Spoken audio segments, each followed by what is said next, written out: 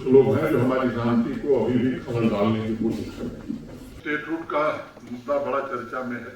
Sir हम यहाँ कुछ फैसिलिटीज़ लैक कर रहे हैं। हम भी चाहते हैं बारामूला में, आपने सर विजिट भी किया था ईसीआर स्टेडियम में, सर वो नेशनल इंटरनेशनल लेवल कराने के लिए सर बिल्कुल अगर वैसी फैसिलिटीज़ यहाँ पर हो तो ऐसे इवेंट सर यहाँ भी हो सकते हैं।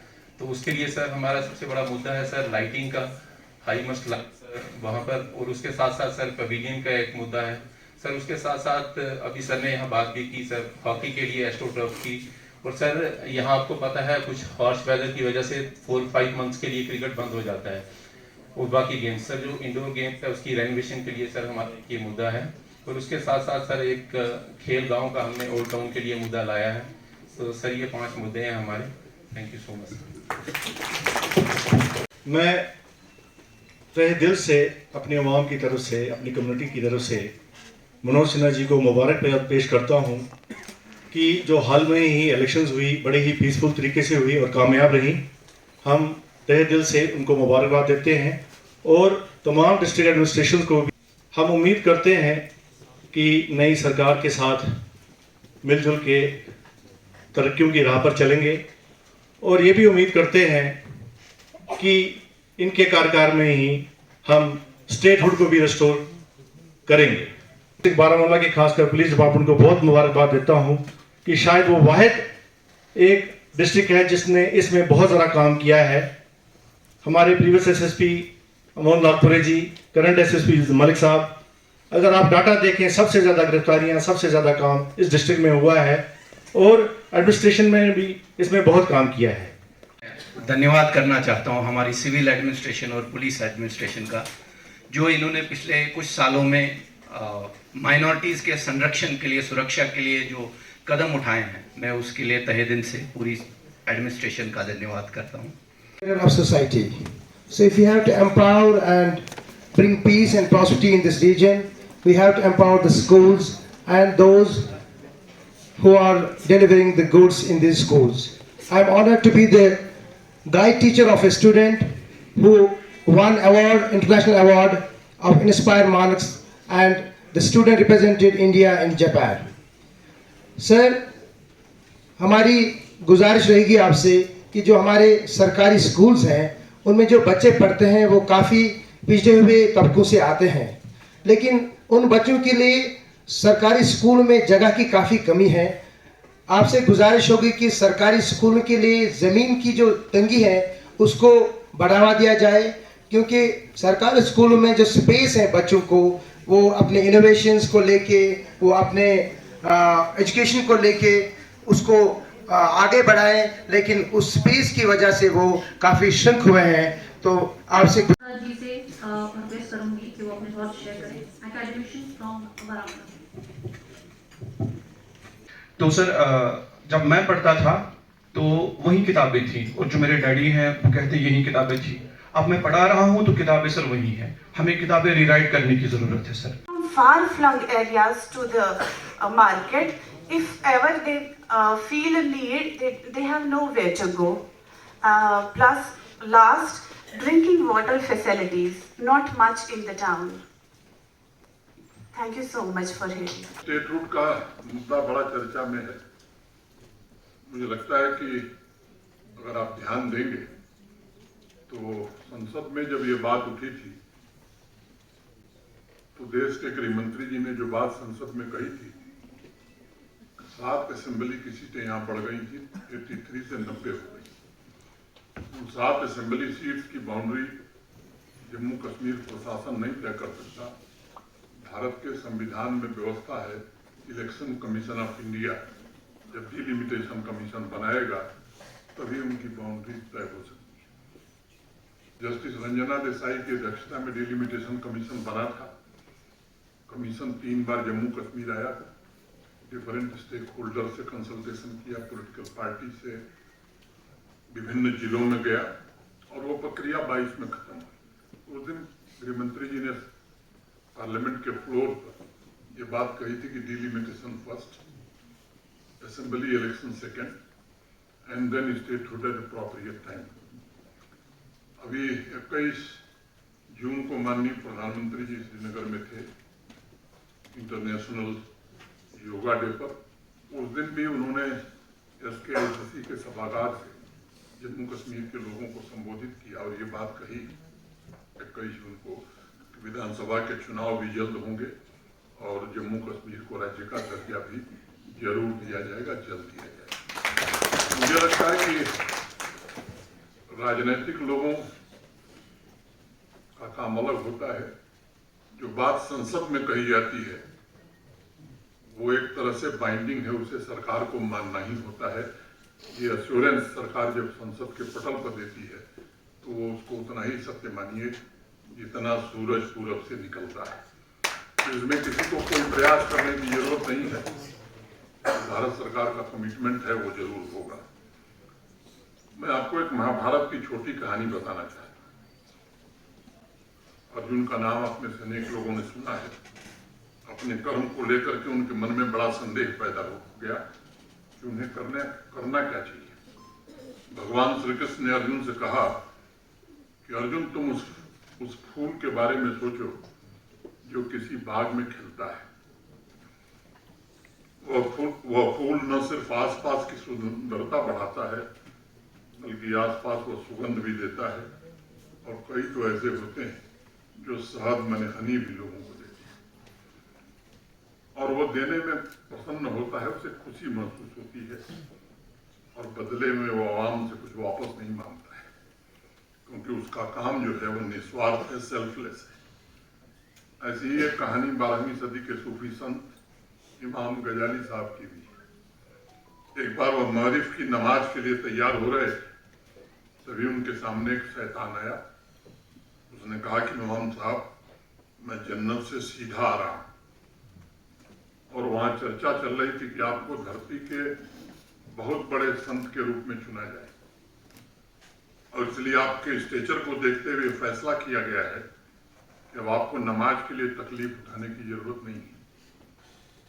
इमाम साहब ने उसके असली रूप को पहचान लिया, जैसा भी मुफ्ती साहब बता रहे थे, भेड़िया और जानवर, और बड़े अदब से कहा कि शैतान साहब पहली बात तो ये है कि नमाज मेरे लिए कोई तकलीफ नहीं है और जब पैगंबर साहब खुद नमाज पढ़ते थे तो मैं गरीब इमाम कैसे अपने इस कर्म से बच सकता हूँ, कैसे मैं इसे नहीं कर सकता। यह सुनकर शैतान गायब हो गया।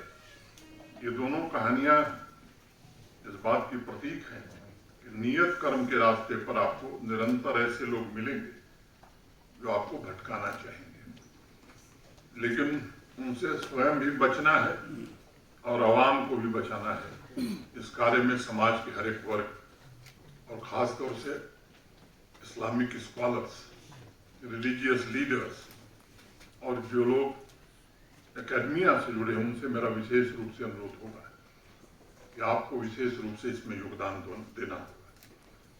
यहाँ नौजवानों को भी मैं कहूँगा कि एक संकल्प लेने की आवश्यकता है। भटके हुए नौजवानों को सही रास्ते पर कैसे लाया जाए, उनकी ऊर्जा, उनकी क्रिएटिविटी को कैसे चैनलाइज करके आवाम के और जम्मू कश्मीर के सर्वांगीण विकास में लगाया जाए। मैं आपको भरोसा देना चाहता हूँ कि जम्मू कश्मीर का प्रशासन इस काम में आपके साथ कदम से कदम मिला करके चलने के लिए तैयार है। चेतना की रोशनी है और आवाम के प्रकाश पुंज भी वही है। हम सब जानते हैं कि मोटे तौर पर जम्मू कश्मीर में 65% पॉपुलेशन हमारी 35 ईयर्स से कम है। इसका मतलब 65% आवाम की रंगों में हर पल कुछ न कुछ नया कर गुजरने की ख्वाहिश है। जम्मू कश्मीर के लिए कुछ करना, देश के लिए कुछ करना, ये उमंग उनके दिमाग में निरंतर चलता रहता है। अनगिनत टैलेंट भी छुपा हुआ है। नौजवानों के इस हुजूम में नई जिंदगी की आकांक्षा के चिराग भी जल रहे हैं। नए मिजाज के साथ वह आवाम का मुकद्दर तराशने को भी बेकरार है। 2020 में अगस्त महीने में मैं आया था, 31 अक्टूबर, उस समय दरबार मूव हुआ करता था। मुझे वो दिन याद है, लास्ट फ्राइडे था अक्टूबर महीने का। 27 अक्टूबर तारीख थी। उस समय के चीफ सेक्रेटरी सुब्रमण्यम साहब ने मुझे कहा कि साहब आपको सेक्रेटेरिएट चलना होगा। जब मैं गया तो मैंने देखा 217 ट्रकों में फाइल लद के तैयार खड़ी थी। मैंने पूछा ये क्या है? उन्होंने बताया कि ये फाइल जम्मू जाएगी। हमने कहा आज के इस आधुनिक युग में टेक्नोलॉजी के ज़माने में फाइल श्रीनगर से जम्मू जाएगी, जम्मू से श्रीनगर आएगी। उसके बाद से ऑनलाइन सर्विसेज का सिलसिला शुरू हुआ, ई गवर्नेंस का सिलसिला शुरू हुआ और मुझे बताते हुए प्रसन्नता है कि आज ऑनलाइन सर्विसेज में we are number 1 in the country. Madhya Pradesh 31 अक्टूबर को 2 दिन की एक सेमिनार हम लोगों ने की थी। जो लोग एम्प्लॉयमेंट जनरेशन के लिए देश में काम करते हैं, इंडस्ट्री के लोग हों, एकेडमिया के लोग हों, ऐसे अनेक लोगों को बुला करके उनसे चर्चा करने के बाद ये मिशन यूथ की आइडिया ने जन्म लिया था। मैं ये दावा नहीं कर सकता कि मिशन यूथ ने सबको बदल दिया है, लेकिन मैं इतना जरूर कह सकता हूँ संतोष के साथ कि एक अच्छी शुरुआत जम्मू कश्मीर में मिशन यूथ ने प्रारंभ की है। और मैं कह सकता हूँ कि जम्मू कश्मीर का युवा या आवाम एक नए युग की तरफ देख रही है और काफ़ी हद तक उस दिशा में आगे भी बढ़ी है। युवाओं की क्षमता तथा ऊर्जा से इस मुकद्दस जमीन का उज्जवल भविष्य बने, इसकी कोशिश हुई है, ईमानदार कोशिश हुई। नौजवानों को भी अब समझ में आया है, कुछ लोगों ने अपना तो भला किया लेकिन बाकी नौजवानों की चिंता नहीं हुई। अब नई सदी, नए युग के अधिकार आप सबको मिल रहे हैं, आगे और मिलेंगे। अपने भविष्य की रेखाएं आप खुद खींच सकेंगे, कोई दूसरा आपकी तरक्की में रुकावट न पैदा कर सके, ऐसी व्यवस्था बनी है और ये व्यवस्था कायम रहेगी। अभी गुरुद्वारा प्रबंधक कमेटी के चेयरमैन साहब हम सबके बीच बोल रहे थे। उन्होंने एक सवाल किया, एक बात कही कि सरकार के साथ एकदम सरकार चुनी हुई जनता की प्रतिनिधि है, तो सरकार के साथ जम्मू कश्मीर के विकास, समृद्धि और शांति के लिए जरूर काम किया जाएगा। इसमें किसी को कोई संदेह नहीं होना चाहिए। स्टेटहुड का मुद्दा बड़ा चर्चा में है। मुझे लगता है कि अगर आप ध्यान देंगे तो संसद में जब ये बात उठी थी तो देश के गृह मंत्री जी ने जो बात संसद में कही थी, 7 असेंबली की सीटें यहाँ बढ़ गई थी, 83 से 90 हो गई। उन 7 असेंबली सीट्स की बाउंड्री जम्मू कश्मीर प्रशासन नहीं तय कर सकता। भारत के संविधान में व्यवस्था है, इलेक्शन कमीशन ऑफ इंडिया जब डिलिमिटेशन कमीशन बनाएगा तभी उनकी बाउंड्री तय हो सकती है। जस्टिस रंजना देसाई की अध्यक्षता में डिलिमिटेशन कमीशन बना था। कमीशन 3 बार जम्मू कश्मीर आया था, डिफरेंट स्टेक होल्डर से कंसल्टेशन किया, पॉलिटिकल पार्टी से, विभिन्न जिलों में गया और वो प्रक्रिया 22 में खत्म हुई। उस दिन गृह मंत्री जी ने पार्लियामेंट के फ्लोर पर ये बात कही थी कि delimitation first, assembly election second and then statehood at appropriate time. अभी 21 जून को माननीय प्रधानमंत्री जी श्रीनगर में थे इंटरनेशनल योगा डे पर। उस दिन भी उन्होंने SKICC के सभागार से जम्मू कश्मीर के लोगों को संबोधित किया और ये बात कही 21 जून को कि विधानसभा के चुनाव भी जल्द होंगे और जम्मू कश्मीर को राज्य का दर्जा भी जरूर दिया जाएगा, जल्द दिया जाएगा। मुझे लगता है कि राजनीतिक लोगों का काम अलग होता है। जो बात संसद में कही जाती है वो एक तरह से बाइंडिंग है, उसे सरकार को मानना ही होता है। ये एश्योरेंस सरकार जब संसद के पटल पर देती है तो वो उसको उतना ही सत्य मानिए जितना सूरज पूरब से निकलता है। इसमें किसी को कोई प्रयास करने की जरूरत नहीं है। भारत सरकार का कमिटमेंट है, वो जरूर होगा। मैं आपको एक महाभारत की छोटी कहानी बताना चाहता हूँ। अर्जुन का नाम आप में से अनेक लोगों ने सुना है। अपने कर्म को लेकर के उनके मन में बड़ा संदेह पैदा हो गया कि उन्हें करना क्या चाहिए। भगवान श्री कृष्ण ने अर्जुन से कहा कि अर्जुन तुम उस फूल के बारे में सोचो जो किसी बाग में खिलता है। वह फूल न सिर्फ आसपास की सुंदरता बढ़ाता है, बल्कि आसपास वह सुगंध भी देता है।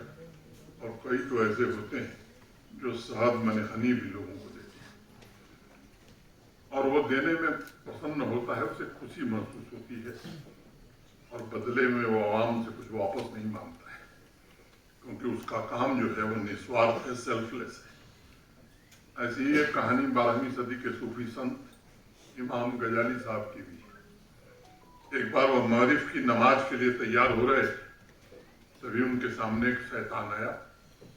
उसने कहा कि इमाम साहब, मैं जन्नत से सीधा आ रहा हूं, और वहां चर्चा चल रही थी कि आपको धरती के बहुत बड़े संत के रूप में चुना जाए, और इसलिए आपके स्टेचर को देखते हुए फैसला किया गया है कि अब आपको नमाज के लिए तकलीफ उठाने की जरूरत नहीं है। इमाम साहब ने उसके असली रूप को पहचान लिया, जैसा अभी मुफ्ती साहब बता रहे थे, भेड़िया और जानवर, और बड़े अदब से कहा कि शैतान साहब, पहली बात तो ये है कि नमाज मेरे लिए कोई तकलीफ नहीं है, और जब पैगंबर साहब खुद नमाज पढ़ते थे तो मैं गरीब इमाम कैसे अपने इस कर्म से बच सकता हूँ, कैसे मैं इसे नहीं कर सकता। यह सुनकर शैतान गायब हो गया। ये दोनों कहानियां इस बात की प्रतीक हैं कि नियत कर्म के रास्ते पर आपको निरंतर ऐसे लोग मिलेंगे जो आपको भटकाना चाहेंगे, लेकिन उनसे स्वयं भी बचना है और आवाम को भी बचाना है। इस कार्य में समाज के हर एक वर्ग और खास तौर से इस्लामिक स्कॉलर्स, रिलीजियस लीडर्स और जो लोग एकेडमिया से जुड़े हैं, उनसे मेरा विशेष रूप से अनुरोध होगा कि आपको विशेष रूप से इसमें योगदान देना होगा। यहाँ नौजवानों को भी मैं कहूँगा कि एक संकल्प लेने की आवश्यकता है। भटके हुए नौजवानों को सही रास्ते पर कैसे लाया जाए, उनकी ऊर्जा, उनकी क्रिएटिविटी को कैसे चैनलाइज करके आवाम के और जम्मू कश्मीर के सर्वांगीण विकास में लगाया जाए। मैं आपको भरोसा देना चाहता हूं कि जम्मू कश्मीर का प्रशासन इस काम में आपके साथ कदम से कदम मिला करके चलने के लिए तैयार है। आज आप एक जम्मू कश्मीर जो देख रहे हैं, मुझे लगता है कि कई सेक्टर्स में यहाँ बड़ी चर्चाएं हुई हैं। एक एक विषय पर मैं बोलूँगा, समय लगेगा। टूरिज्म, इंडस्ट्री, एजुकेशन, एक बड़ा सेक्टर है एग्रीकल्चर एंड एलाइड एक्टिविटी, और मैं बार बार कहता हूँ कि उसमें जो क्षमता है वो किसी सेक्टर में नहीं।